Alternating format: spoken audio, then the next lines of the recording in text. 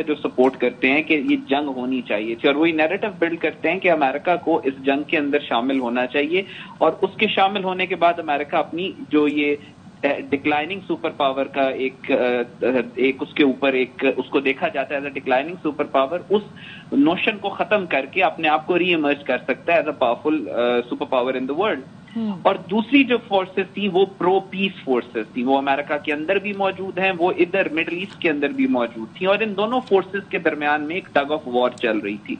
Israel की हत्तुल वसा कोशिश थी कि अमेरिका को इस जंग के अंदर वो ड्रैग कर ले, और प्रो पीस फोर्सेस थी वो ये कहती थी कि अमेरिका अगर पीस की बात करेगा तो Donald Trump will emerge as a world leader जो कि पीस दुनिया में एस्टैब्लिश करना चाहता है और एक हीरो के तौर पे सामने आएगा। और डोनाल्ड ट्रंप का पॉपुलर नैरेटिव इलेक्शन से पहले भी यही था कि मैं जंगे रुकवाऊंगा और मैं अमन लेके आऊंगा, और अमेरिका के अंदर भी जो सारी सपोर्ट थी डोनाल्ड ट्रंप को वो इसी वजह से थी कि वो ये कहता था कि मैं जंगे रुकवाऊंगा। लेकिन आज सुबह जो अमेरिका ने किया है उससे बज़ाहिर यही लग रहा है कि वो जो टग ऑफ वॉर थी उसके पहले राउंड में जो प्रो वॉर फोर्सेस हैं, जैसे बिल क्लिंटन ने कहा था कि नेतन्याहू अमेरिका को इस जंग में शामिल करना चाहता है क्यों, सिर्फ और सिर्फ इस वजह से ताकि वो अगले 4-5 साल और वजीर आजम रह सके। तो ऐसा लग रहा है कि वो जो फोर्सेस थी उन्होंने वो ओवरकम किया, उन्होंने फोर्सेस ऑफ पीस को, और अमेरिका ने सुबह जो ईरान के 3 न्यूक्लियर प्लांट से उनके ऊपर हमला किया।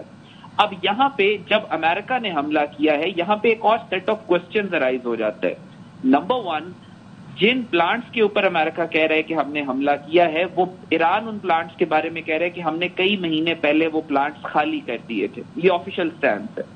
दूसरी बात ये कि अमेरिका कह रहा है कि मैंने B-2 बॉम्बर्स से इनके ऊपर अटैक किया, लेकिन जब अटैक किया तो जो B-2 बॉम्बर्स के ही फाइटर पायलट्स है रिटायर्ड, वो ये कह रहे हैं कि आपको कम से कम 10 बॉम्बर B-2 चाहिए उस एक प्लांट को तबाह करने के लिए। तीसरी बात ये कि अगर वहां पे यूरेनियम था और वहां पे वो न्यूक्लियर प्लांट एक्टिव था तो फिर अमेरिका जो कहता है कि मैंने उसको डिस्ट्रॉय किया तो उसकी बॉम्बिंग के बाद वो यूरेनियम तो फैलना चाहिए, रेडिएशन और कंटेमिनेशन तो फैलनी चाहिए पूरे इलाके में, जिसको आप छुपा नहीं सकते। चौथी बात, अभी भी इसको तकरीबन 6 से 7 घंटे गुजर चुके हैं इस सारे वाकये को, अभी तक जो वीडियोस है ना अमेरिका की तरफ से कोई प्रूफ क्रेडिबल सामने आए हैं कि उन्होंने टारगेट किया है, ना कोई वीडियो एविडेंस या डेटा ऐसा आया है कि जिसको आप रिलायबल के 2 वीडियोस आती हैं उसके आधे घंटे के बाद वो डिबंक हो जाती हैं कि ये तो फेक वीडियोस थी। सो ये भी एक ऑप्शन हमें जहन में रखनी चाहिए कि शायद अमेरिका और इसराइल की जो मिसकैलकुलेशंस हैं पिछले 7-8 दिनों से उसकी वजह से एक फेस सेविंग दी गई है वॉशिंगटन और तल अवीव को भी कि डी एस्केलेट हो सके, ये भी एक ऑप्शन हो सकती है। सो अब आने वाले चंद घंटों के अंदर जब डैमेज असेसमेंट होगी, कुछ ऑफिशियल बयानात आएंगे, कोई जो फॉग ऑफ वॉर है वो सेटल होगा, तो हम बेहतर कंक्लूजन पे जा सकते हैं कि एग्जैक्टली हुआ क्या है। लेकिन अभी तक का जो सिनेरियो है वो मैंने आपके सामने रख दिया। अच्छा अहमद हसन साहब, यानी कि आप ये कह रहे हैं कि ये एस्केलेशन इसलिए की गई ताकि डी एस्केलेट किया जा सके। आपको लगता है कि इस एस्केलेशन से डी एस्केलेशन होगी? एक तो ये बात।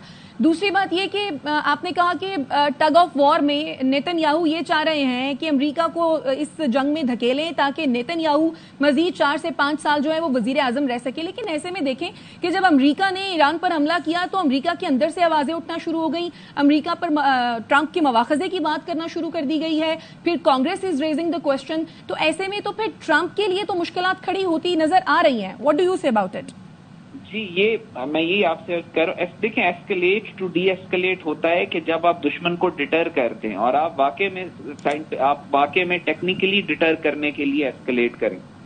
यहाँ पे मुझे जो दोनों एस्पेक्ट्स हो सकते हैं कि जैसे मैंने आपको बताया कि हो सकता है कि लग यही रहा है कि प्रो वॉर फोर्सेस जो है मिडिल ईस्ट के अंदर, स्पेशली नेतन्याहू, उसने एक स्ट्रेटेजिक मिसकैलकुलेशन करवा दी है डोनाल्ड ट्रंप से। डोनाल्ड ट्रंप ने अपने करियर की शायद ये सबसे बड़ी गलती कर दी है। जो मामला पीस से सेटल हो सकता था और ट्रंप इमर्ज कर सकता था एज अ वर्ल्ड लीडर जो कि पीस की और अमन की बात करता है, वो मौका डोनाल्ड ट्रंप ने खो दिया है। दूसरी बात ये, ऑप्टिकल स्कर्मिश में और एस्केलेट टू डी एस्केलेट में फर्क होता है। जो अभी तक स्टेटमेंट्स आ रही हैं उसमें एक हाई प्रोबेबिलिटी ये है कि ये उन्होंने फेस सेविंग दी है जंग से खुद को निकलने के लिए। तीसरी जो आपने अमेरिका वाली बात की है, अमेरिका के अंदर डोनाल्ड ट्रंप का जो ग्राफ है वो नोज डाइव की तरह नीचे गया है। कांग्रेस के ये एक तो पहली बात ये कि जिस तरीके से उन्होंने इस जंग में अपनी इन्वॉल्वमेंट की है अमेरिका ने, वो अमेरिकन ये कहते हैं कि वो अनकॉन्स्टिट्यूशनल है क्योंकि पूरी कांग्रेस को बाईपास किया गया। दूसरा, इवन बर्नी सैंडर्स और बाकी जो लोग हैं वो भी डोनाल्ड ट्रंप को क्रिटिसाइज कर रहे हैं। तीसरी बात ये कि ये जब अटैक हुआ है उससे आधा घंटा या घंटा पहले जेडी वेंस जो अमेरिकन वाइस प्रेसिडेंट है उसने स्टेटमेंट दिया है कि इसराइल हमें इस जंग में इन्वॉल्व ड्रैग करना चाहता है, हमें नहीं होना। सो ये सारी चीजें जो हैं ये ग्रेव मिसकैलकुलेशन, हमेशा जंगें जो होती हैं उसमें कोई ना कोई पार्टी मिसकैलकुलेट करती है और यहाँ पे डोनाल्ड ट्रंप ने आई फील कि बहुत बड़ी मिसकैलकुलेशन की है। एक वो चीज जो पीस के साथ, रीजनल स्टेबिलिटी के साथ सेटल हो सकती थी, उसको इस नहज पे ले जाके खत्म करना, I don't think it's a wise move.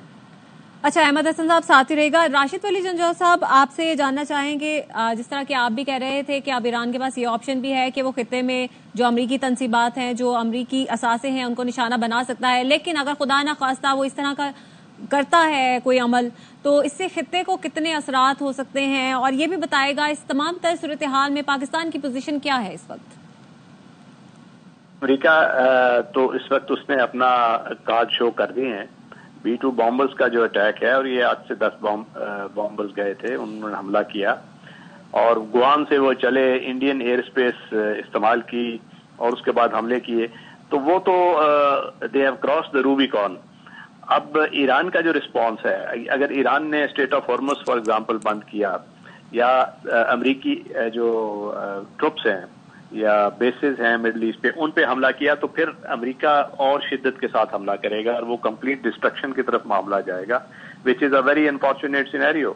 और ये लीबिया की तरह वो जो मॉडल है कि उसकी कंप्लीट सलाहियत को डिस्ट्रॉय कर दिया जाए, लीडरशिप को ख़त्म कर दिया जाए, एक नया ऑर्डर क्रिएट किया जाए और जो जौहरी जो सलाहियत है उससे बिल्कुल ऑन ग्राउंड आके ट्रुप्स जाके इंस्पेक्शन करें, फैरेट आउट करें, क्योंकि इस तरीके से कभी भी वो श्योर नहीं हो सकते कि वो अफसूदा शुदा यूरेनियम किधर है, क्योंकि वो हो सकता है कि जो 7% अफसूदा शुदा स्टॉक पाइल थे वो कहीं और रख चुके हों। और दूसरा जो थ्योरी ऑफ डेटरेंस में, डेटरेंस उस वक्त होता है जब दोनों कुव्वतों के पास कोई ऐसी चीज हो जिससे वो डिटर हो। ये वो वाली escalate to de-escalate theory इधर अप्लाई नहीं होती, क्योंकि यहाँ ईरान के पास तो कुछ है नहीं है। They don't have a nuclear weapon to retaliate. और the only thing is कि इस वक्त कोई ऐसी कुव्वत उनकी सपोर्ट में आए, कोई अल्टीमेटम दे, और जिस तरीके से चाइना या ईरान वो रशिया है, they are veto building powers और उनके पास न्यूक्लियर जौहरी हथियार भी हैं, तो वो अपना किरदार अदा कर सकते हैं। जहां तक पाकिस्तान का ताल्लुक है, तो पाकिस्तान ने तो पहले ही देखिए, एक तो हमारी एयर स्पेस इस्तेमाल नहीं हुई, दूसरा हमने जो बिसात भर कोशिश की सिफारती अमरीकियों को ये बावर करवाने की कि इस वक्त वो हमला करने के अलावा भी दूसरी ऑप्शंस हैं, उसकी तरफ जाया जाए और कोई वाया मीडिया निकाला जाए। इससे ज्यादा मेरा नहीं ख्याल कि पाकिस्तान कोई किरदार अदा कर सकता है। और इस वक्त जो ये इवॉल्विंग सिचुएशन है, इसको किसी तरीके से अगर हद्दी एस्केलेशन की तरफ लेके जाना है, तो इसमें दीगर आलमी कुव्वतों को अपना किरदार अदा करना होगा, जिसमें चीन और रूस का किरदार जो है वो कलीदी होगा। अच्छा, अहमद हसन साहब, ईरान पहले भी मुज़ाकरात कर रहा था, तो इसराइल की जानिब से हमला कर दिया गया ईरान पर। ईरान अब भी मुज़ाकरात की तरफ जा रहा था, दोबारा तो अमेरिका की तरफ से हमला कर दिया गया। क्या समझते हैं, ट्रंप को क्यों लगा कि इस वक्त ईरान पर हमला करना बड़ा जरूरी है? ऐसे ही हुआ है। पिछली दफा भी आपने देखा कि जब निगोशिएशंस थोड़ी सही डायरेक्शन में गई तो इसराइल ने अटैक कर दिया, और अभी भी जब बात हो रही थी निगोशिएशंस की और पीस की और स्टेबिलिटी की, तो दोबारा से इस तरह का अटैक हो गया। तो ये वाजे इस बात का जो मैंने अभी पहले आपसे अर्ज किया कि दो फोर्सेस एट वॉर, एक टग ऑफ वॉर चल रही है दो कुव्वतों के दरमियान में। एक वो कुव्वत है जो जंग चाहती है और एक वो कुव्वत है जो पीस चाहती है। तो उनके दरमियान में अभी यही, और अमेरिका के अंदर भी यही फ्रेगमेंटेशन है। एक मिलिट्री इंडस्ट्रियल कॉम्प्लेक्स है और दूसरी तरफ जो अमेरिका की अवाम है और जो उनकी पॉलिटिकल लीडरशिप है जो कि जंग नहीं चाहती। सो अभी ये फेजेस इसी तरीके से आएंगे। आगे भी आप देखेंगे कि आने वाले चंद घंटों, चंद दिनों के अंदर आपको मजीद ये सिचुएशन या पिक्चर क्लियर होगी। लेकिन अभी भी जो रीजनल पावर्स है उनकी कोशिश यही है कि किसी तरीके से पीसफुल सोल्यूशन इस प्रॉब्लम का निकल सके। अब इसराइल की प्रॉब्लम ये है कि इसराइल एस्केलेशन तो चाहता है, वो ईरान के ऊपर हमला तो करना चाहता है, लेकिन पिछले 70 सालों में उसने एक जंग भी मिडिल ईस्ट में खुद से नहीं लड़ी, अमेरिका नहीं लड़ी है उसके बिहाफ पे। लेकिन इस वक्त अमेरिकन जो पॉलिटिकल एलीट है, अमेरिकन पब्लिक है, उसमें अभी आपकी इस कॉल के दौरान ही मैं पढ़ रहा था कि कैलिफोर्निया में प्रोटेस्ट शुरू हो गए हैं कि जो डोनाल्ड ट्रंप ने वहां पे अटैक किए और ईरान के ऊपर जो हमला है उसको लेके, और जो उनकी सारी जो पॉलिटिकल लीडरशिप है अमेरिका की, वो भी उस तरीके से डोनाल्ड ट्रंप को सपोर्ट नहीं कर रही जैसी कि वो एक्सपेक्ट कर रहे थे। सो अगले आने वाले 1-2 दिनों के अंदर मजीद पिक्चर क्लियर होगी। हो सकता है एस्केलेशन हो सकता है डी एस्केलेशन हो सकता है और ऑप्टिकल स्कर्मिश हो। अभी सारी जो कार्ड्स हैं वो एट प्ले हैं। कोई डिसीजन अभी फाइनल नहीं हुआ कि एस्केलेशन ही होगी, कोई डिसीजन अभी ये भी फाइनल नहीं हुआ कि डी एस्केलेट ही करेगा मामला। अभी सारे कार्ड्स जो हैं वो टेबल के ऊपर मौजूद हैं। ठीक, अहमद साहब साथ ही रहिए, ब्रिगेडियर साहब भी हमारे साथ मौजूद हैं, उन्हें भी शामिल गुफ्तगू करते हैं। ब्रिगेडियर साहब, अगर तो सिचुएशन एस्केलेट करती है ईरान की पर्टिकुलरली अगर बात की जाए तो फिर ईरान के पास क्या ऑप्शंस हैं? अभी थोड़ी देर पहले मेजर जनरल तारिक रशीद साहब हमारे साथ मौजूद थे, तो वो ये कह रहे थे कि अभी बहुत सारे हथियार या बहुत सारे मिसाइल ऐसे हैं ईरान के पास जो बहुत खतरनाक हैं, जिनको भी ईरान ने इस्तेमाल नहीं किया। आप समझते हैं कि वो एक पॉसिबिलिटी है ईरान के पास? And what else are the options? नहीं, मैं वो नहीं समझता कि वो बात ठीक है। ईरान के पास कोई ऐसे खास हथियार नहीं है जो बहुत खतरनाक हों और बहुत ज्यादा। उनके पास बैलिस्टिक मिसाइल्स का स्टॉक पाइल है, और ये भी हमारे लोग, मैं देख रहा था कि बहुत से एनालिस्ट उसको हाइपरसोनिक का नाम, they don't have a hypersonic classic जो होता है, जो लो जिसकी फ्लाइट होती है और वो मैन्यूवरेबल वॉरहेड्स होते हैं उसके, वो बैलिस्टिक मिसाइल की बात करते हैं। जब वो दोबारा एंडोस्फेरिक से एक्सोस्फेरिक वो उसकी मूवमेंट होती है तो उसकी स्पीड वैसे ही लामहला वो ऊपर हो जाती है जो हाइपर रेंज है, तो उस तरीके से उसको वो मुकालता होता है। ये बैलिस्टिक मिसाइल्स जितने भी फायर करेगा, देखिए कहाँ फायर करेगा, या तो वो जो अमेरिकी अहदाफ हैं, अड्डे हैं जो Qatar, Bahrain, Kuwait, middle east ममालिक में हैं, उन पे हमला करेगा, या वो हमला करेगा इजराइल पे। तो वहां पे तो उसको मल्टीपल लेयर्स हैं। पहले उसको जो खलीज में एयर डिफेंसेस हैं जिसमें अमेरिका है, उसमें बर्तानिया की फोर्सेस शामिल हैं, वहां से गुजर के शाम के ऊपर से अगेन उसको वहां पे अमेरिकी जो एयर डिफेंसेस डिप्लॉयड हैं जी, इराक में भी डिप्लॉयड हैं, जॉर्डन में पैट्रियट बैटरीज हैं। वो ठीक है, वहां पे काफी कॉस्टली है, एक पैट्रियट 4 मिलियन का मिसाइल फायर होता है, और ये बैलिस्टिक तो इनके काफी इकोनॉमिकल हैं जो कि ईरान के हैं। मगर देखिए ना कि इनकी भी स्टॉक पाइल लिमिटेड है, वो एक खास हद तक ये भी जंग जारी रख सकते हैं। मगर ठीक है, ये अपनी रेजिस्टेंस जारी रखेंगे। अब गाजा रबल हो गया है, बट हमास स्टिल जिंदा है वहां पे।